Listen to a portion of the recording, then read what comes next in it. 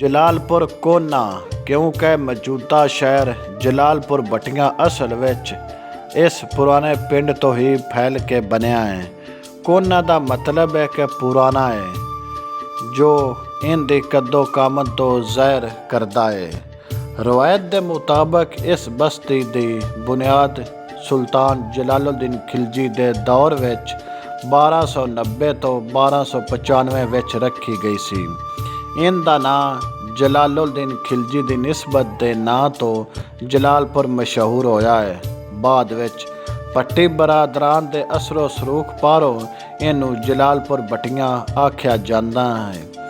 ਤਰੀਖੀ ਮਸਜਿਦ ਜਲਾਲੀ ਮਸਜਿਦ ਇਸ ਪਿੰਡ ਦੀ ਸਭ ਤੋਂ ਵੱਡੀ ਪਛਾਣ ਇੱਥੋਂ ਦੀ ਤਰੀਖੀ ਜਲਾਲੀ ਮਸਜਿਦ ਹੈ। ਇਹ ਮਸਜਿਦ ਮੁਗਲਾਂ ਦੇ ਦੌਰ ਤੋਂ ਵੀ ਪਹਿਲੇ ਜਲਾਲੁਦੀਨ ਖਿਲਜੀ ਦੇ ਜ਼ਮਾਨੇ ਵਿੱਚ ਤਮੀਰ ਕੀਤੀ ਗਈ ਸੀ।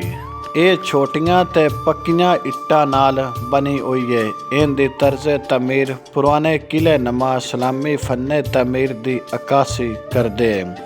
ਇਹ ਹਾਫਜ਼ਾਬਾਦ ਤੋਂ ਤਕਰੀਬਨ 38 ਕਿਲੋਮੀਟਰ ਤੇ ਪਿੰਡੀ ਭੱਟੀਆਂ ਤੋਂ 21 ਕਿਲੋਮੀਟਰ ਦੇ ਫਾਸਲੇ ਤੇ ਦਰਿਆ ਜਨਾਬ ਇੱਥੋਂ ਸਿਰਫ ਕੁਝ ਕਿਲੋਮੀਟਰ ਦੇ ਫਾਸਲੇ ਤੇ ਵਗਦਾ ਹੈ।